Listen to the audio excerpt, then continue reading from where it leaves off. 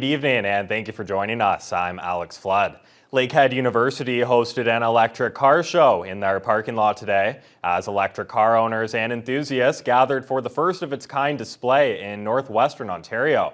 Mitchell Ringos was on the scene and has the details. Around 20 fully electric or mostly electric vehicles, from Teslas all the way to an electric lawnmower, were on display today to help the community understand the cars and what it's like to drive one. The EV owners answered many questions like where to charge up, how much it costs, are they winter safe, and who better to ask than your neighbors. Event coordinator Laura Mason says that the faster we can all make the move to electric, the better it will be for the environment. With the increasing gas prices, I'm hoping people are interested in coming out to see an alternative. Like they're awesome cars. They're fast, they're quiet, they're powerful, and just so well designed. It's like win-win, get in like a better car and do something for our future. And with gas prices skyrocketing, these cars cost mere dollars to fully charge up, which event organizer Ken Shield says is only one of the many unique advantages to owning an electric vehicle. And with internal combustion engines for private use being taken out of production by 2035, Shield says this event was a great start to educate the public and take a step to a greener future. This is why we're doing it, is to educate people that, hey, it is possible in northwestern Ontario when the snow's up to here. If you can get around with a gas vehicle, these are actually a little bit better because you can warm them up and get in them. Like some of them have 5 heated seats, for crying out loud. Mason and Shields say this will be an annual event and that there is potential to have it as an indoor car show next year as the electric vehicles don't produce emissions. Mitchell Ringos, TBT News. The 22nd annual Empty Bowls Caring Hearts fundraiser was once again a drive-through event and took place at Moose Hall today in support of Shelter House Thunder Bay and the Thunder Bay Food Bank. Building on the success of the fundraiser in 2020, where they sold all 300 tickets, they stepped it up this year with approximately 440 tickets sold. The fundraiser was a drive-through for the second year and had a lineup of cars eagerly waiting to get their one-of-a-kind bowls made by the Thunder Bay Potters Guild. In addition to the bowls, they added homemade soup in environmentally friendly packaging this year to add on to the already spectacular event. Co-chair for the fundraiser, Robin Cooper, says the bowls this year were amazing and hopes the community sees the deeper message. The idea behind the bowl really is that they have that as a constant reminder that there are people in our community that don't always have access to food, and there are organizations that are out there to help folks. So we hope that people will think about that and also support those organizations throughout the year, not just at Empty Bowls time. Cooper says Empty Bowls will be back next year as well and hopes to have a combination of a drive-through and in-person fundraiser. And it's a well-known fact there has been a financial impact on businesses and organizations everywhere as a result of COVID-19. But the financial impact on hospitals is not so well known. It is one of the reasons why the Ontario government is providing relief to hospitals across the province, including several in the Kenora-Rainy River area. Adam Riley has the details. On Tuesday, the province announced $1.2 million for the Dryden Regional Health Centre, which will be used to help the facility cover costs incurred due to the COVID-19 pandemic. Kenora-Rainy River MPP Greg Rickford, a former nurse, says not many people are aware of the financial impacts COVID-19 has had on hospitals. They're real. They're very real, frankly, and that's why our government created a fund to the tune of $1.2 billion to help alleviate the financial strains, particularly those felt by small, rural, and medium-sized hospitals. The funding model for hospitals relies on procedures performed. The hospital has provided money for surgeries in advance. However, COVID has caused many procedures to be postponed. Meanwhile, costs persist. This is money to ensure that Dryden can pay its bills and does not have debt, is really what it's about. So there's not a specific allocation of something that this money is going to. It's going to ensure that this hospital, our whole healthcare organization, is financially stable organization. Armstrong Ross says there hasn't been too much of a backlog of procedures built up at DRHC, but costs for testing centers and other related projects remain. As well, a further $281,000 was announced for infrastructure at the hospital, including a replacement medical air system and flooring upgrades in the central sterilization and reprocessing department. Rickford's tour then continued to Fort Frances, where Riverside Healthcare, which operates several medical facilities in the Rainy River District, including the La Vérendrye Hospital, received $5.5 million in similar funding to Dryden. On Thursday, Rickford then announced even more healthcare dollars in Kenora. However, he notes that hospital didn't qualify for some of the funding that Dryden and Fort Frances received.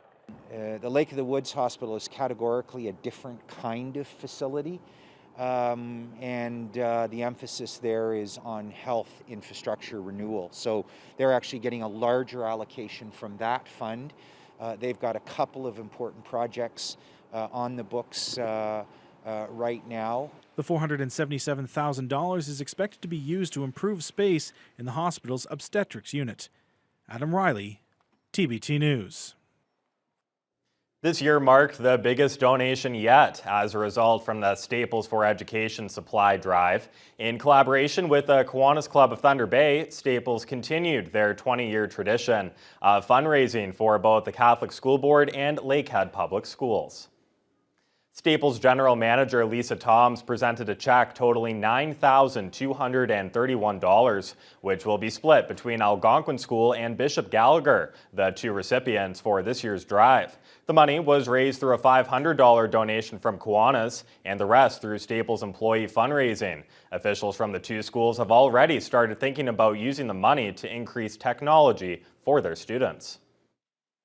Being new to the school and kind of seeing the needs of the school, this opportunity is absolutely amazing for the kids. We will be using these gift cards to put towards art materials as well as tech. That's kind of a really big deal in our school right now. In this case, specifically for our students, and to help them with their learning, and that's the goal. And we want to encourage face-to-face learning, and we want to encourage the fact that we're modern, and this money will go toward that in terms of devices. Local is a big part of it, and local is a big part of what we do as a company. Some of the employees that we have at the store either attended Algonquin or Bishop Gallagher School, so they know that the funds are going to be put to good use, and that's very important to us for sure. Well, it's wonderful because over the last year and a half or so, budgets have been stretched to their max, and the support like this that we get from community partners is just absolutely crucial to us providing students with the best learning opportunities that we can. Toms went on to say that this year more than ever, her employees knew how important it would be to raise as much money as possible for schools as kids return to in-person learning. And a more than century-old pulp and paper mill in Dryden, Ontario has been the economic engine of the community, but many workers claim an associated construction project run between 2002 and 2004 put them at unnecessary risk. Molly Thomas investigates why workers and their family members claim they were smoked.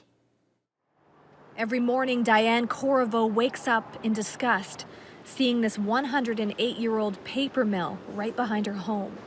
I wish that it had burned down. I wish it had been destroyed. I hate that mill. Diane's partner Brian died in 2012. He was a steel worker at the mill for a massive construction project to keep toxic and smelly fumes out of Dryden. He said it had to be one of the worst times in his life to be on a job. This home video, shot by a worker, shows the smoke people on the project were exposed to. Here it's blowing away from the workers. The problem was when it blew towards them.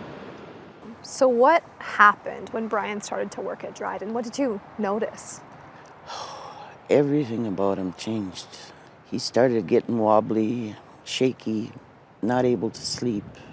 In 2004, the Occupational Health Clinics for Ontario Workers set up an intake clinic.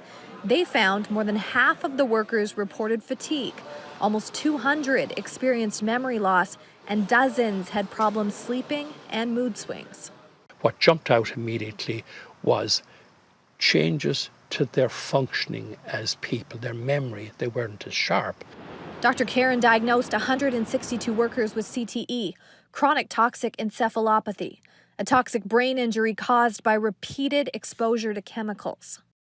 Ontario's Workplace Safety and Insurance Board rejected the CTE diagnosis, claiming there's no evidence of exposure to significant levels of chemicals to warrant a link.